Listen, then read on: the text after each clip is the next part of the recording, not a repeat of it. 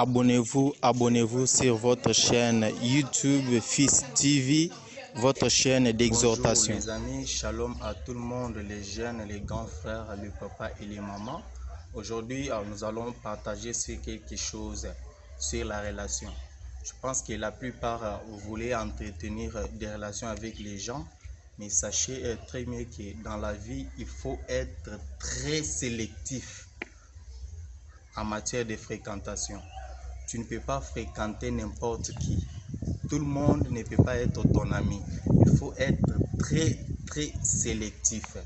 Dans la vie, il y a les gens qui s'approchent de toi pour des objectifs. Et tu dois toujours te poser des questions. Quelle est la relation que j'ai avec cette personne? Pourquoi elle est à côté de moi?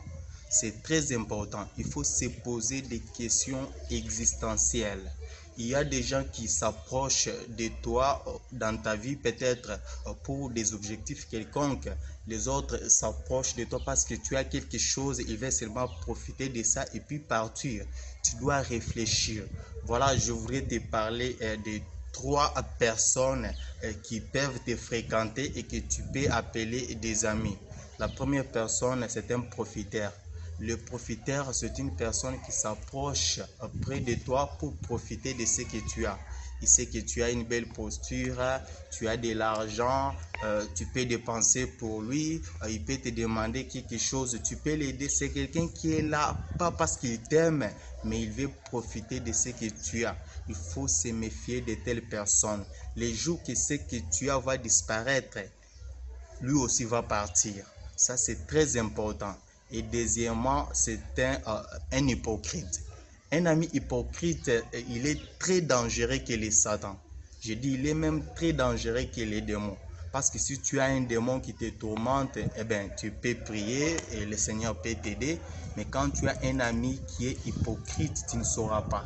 C'est quelqu'un qui est à ton côté, il t'envie, mais au-dedans de lui, il a de la jalousie, il a de la haine pour toi, mais tu ne peux pas comprendre parce qu'il sourit avec toi, il dort avec toi.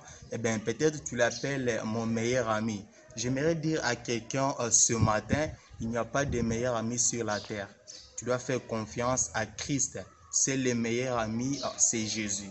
La personne que tu es en train d'appeler ton meilleur ami aujourd'hui, si seulement tu pouvais savoir les pensées de son cœur, si seulement tu pouvais savoir ce qu'il est en train de réfléchir pour toi, tu ne pouvais plus l'appeler un ami. Il faut toujours se méfier des personnes. Et la troisième personne, c'est un manipulateur. Le manipulateur, c'est quelqu'un qui est là pour te manipuler. Il sait que tu as des biens, tu as des moyens. Il est là, il est comme une machine. Toi, tu es devant, il t'utilise, fais ceci, fais cela, fais ceci, fais cela. Tu penses qu'il te donne des idées. Ça peut apparaître comme idée, mais en réalité, ce n'est pas une idée. Il veut te détruire.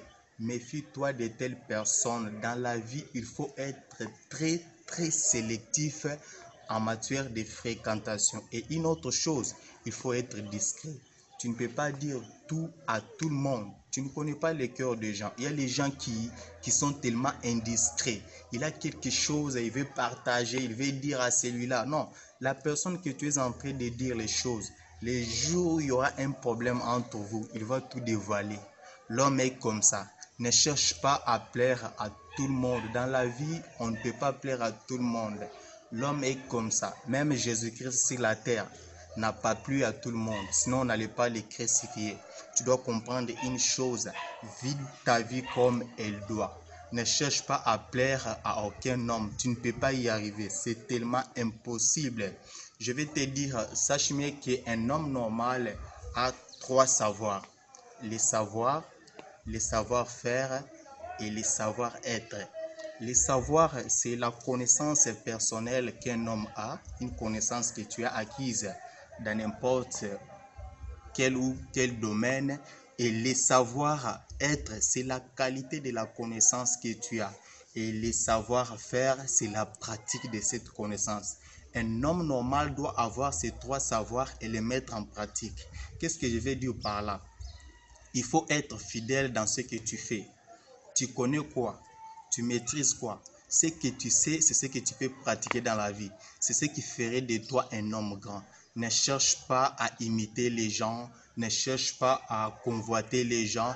Chacun a son talent. Dieu nous a créés par plusieurs manières, de différentes manières. Chacun a son don, son talent. Tu dois utiliser ce que tu connais. Tu dois travailler ce que tu as. Tu dois arriver à un point de travailler ton niveau au point où ce que tu travailles là devient une partie de toi. La plupart des personnes s'oublient. Pourquoi? Parce qu'il a des qualités, mais il ne comprend pas que ce qu'il a est très important, mais cherche à envier l'autre.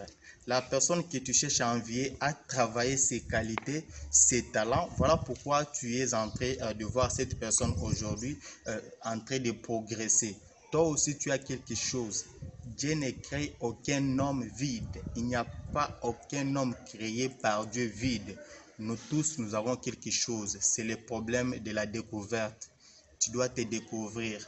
Un sage a dit, connais-toi toi-même, c'est rentrer en toi pour te découvrir qui tu es. C'est très important. C'est connaître, c'est s'asseoir et réfléchir. Il y a les gens qui ne réfléchissent pas dans la vie. Ils dorment, ils se réveillent, ils dorment, ils se réveillent, ils trouvent que c'est normal. La vie est comme ça. Et plus tu dors, tu te réveilles, tu es en train de grandir. Parce qu'à chaque minute, nous vieillissons. Alors ne sois pas un rétrograde. Vis ta vie comme il faut. On a peu de temps sur la terre. Le temps que tu es en train de passer à faire du n'importe quoi, il y a les autres qui sont concentrés sur leur vie. Ils sont en train de progresser. Voilà, tu seras estomaqué un jour de voir ton frère, un ami, camarade devenir grand dans la vie et tu commences à dire c'est des fétiches, il a touché à ceci. Non, c'est la sagesse. La sagesse, c'est la mise en pratique de la connaissance que tu as. Qu'est-ce que tu connais? Et quand je suis en train de parler de connaissances, je ne dis pas seulement que une connaissance là que tu as peut-être trouvé dans n'importe où, n'importe quel domaine, peut-être à l'université, dans tes études. Non. Un intellectuel, ce n'est pas seulement une personne qui a étudié. Tu peux avoir une connaissance que tu as acquise depuis ton enfance. C'est une sagesse. Tu n'as pas appris à l'école ni à l'université. Mais travaille ça. Il faut être fidèle dans ce que tu es en train de faire. Il y a les gens, la plupart des gens qui se retrouvent dans la pauvreté aujourd'hui, ils minimisent ce qu'ils sont en train de faire. Ils disent que c'est la petite chose. Non, il n'y a pas de petite chose. Maîtrise ce que tu es en train de faire et tu deviendras grand dans la vie. Tu dois distinguer, tu dois être spécialiste. Aujourd'hui, pour réussir dans la vie, il faut être spécialiste, pas généraliste. Les hommes qui réussissent dans ce monde sont des spécialistes et tu dois arriver à un moment de travailler ton caractère pour devenir spécialiste. Et ça, il faut te connaître toi-même. Aujourd'hui, il y a les gens qui commettent beaucoup d'erreurs dans la vie, même en étudiant. Pourquoi je vais faire ceci parce que l'autre a fait? Je vais faire ceci parce que mon père l'a fait. Non, il faut te connaître et faire ce que tu connais et tu réussiras dans la vie. Tu ne peux pas faire ce que l'autre connaît ou bien parce qu'on te l'a demandé. Je vois même les jeunes qui choisissent les options de faculté à cause de leurs parents. Le papa est médecin, il veut aussi devenir médecin. Non, non, non, non, non, non. Les pensées, la connaissance, ce n'est pas génétique. Hein? Tu as ta capacité, tu as ta manière de faire les choses. Fais ce que tu connais. Et c'est grâce à cela que tu peux t'en sortir. Dans la vie, il faut être focalisé, voir de loin, avoir les yeux qui peuvent t'amener très loin. Les yeux de l'aigle, si je peux bien le mentionner, pour arriver à ta destinée.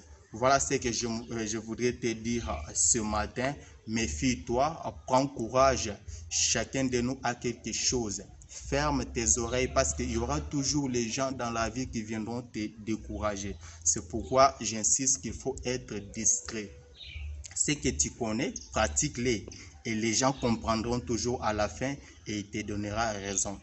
Que ces conseils te fassent grâce et que le Seigneur t'aide pour arriver à réaliser et atteindre ta destinée et aussi qui t'ouvre les yeux pour choisir de bonnes personnes que tu peux fréquenter.